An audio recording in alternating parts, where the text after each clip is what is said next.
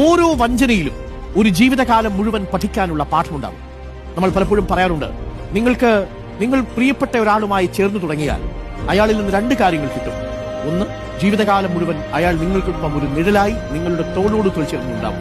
ഇനി അതല്ലെങ്കിൽ നിങ്ങൾക്ക് ജീവിതത്തിൽ അവസാനം വരെ പഠിക്കാനുള്ളൊരു പാഠമുണ്ടാവും. നമ്മളോട് വിശ്വാസവഞ്ചന കാണിച്ചവരോട് ക്ഷമിക്കാൻ ശ്രമിക്കുക. അവരത് അർഹിക്കുന്നത് കൊണ്ടല്ല, മറിച്ച് നിങ്ങൾ സമാധാനം അർഹിക്കുന്നത് കൊണ്ടാണ്. മനസ്സിൽ പക കൂട്ടിവെച്ച് എത്ര നാൾ ഇങ്ങനെ ജീവിക്കാൻ സാധിക്കും? ഏറ്റവും സങ്കടമുള്ള കാര്യം എന്താണെന്ന്, വിശ്വാസവഞ്ചന അല്ലെങ്കിൽ ഒറ്റൽ. അതൊക്കെ നമ്മൾ ഏറ്റവും കൂടുതൽ വിശ്വസിക്കുന്നവരിൽ നിന്നാണ് ഉണ്ടാവുക. ഈ ദിനത്തിന്റെ ഓർമ്മപ്പെടുത്തലും അതുപോലെ തന്നെയാണ്. അന്ത്യ അത്താഴനാളിൽ കോഴി 3 തവണ കൂവുന്നതിന് മുൻപ് 30 വെള്ളിക്കാശിന് നിങ്ങളിൽ ഒരുവൻ എന്നെ കാണിച്ചു കൊടുക്കുമെന്ന് ക്രിസ്തു പറഞ്ഞു. മറ്റാര് തള്ളിപ്പറഞ്ഞാലും ഞാൻ നിന്നെ തള്ളിപ്പറയില്ല കർത്താവേ എന്നാണ് യേശുക്രിസ്തുവിന്റെ 12 ശിഷ്യന്മാരിൽ ഒരാളായ യൂദാസ് പറഞ്ഞത്. പക്ഷെ എന്താണ് യഥാർത്ഥത്തിൽ സംഭവിച്ചത്? മാറ്റമുണ്ടായില്ല.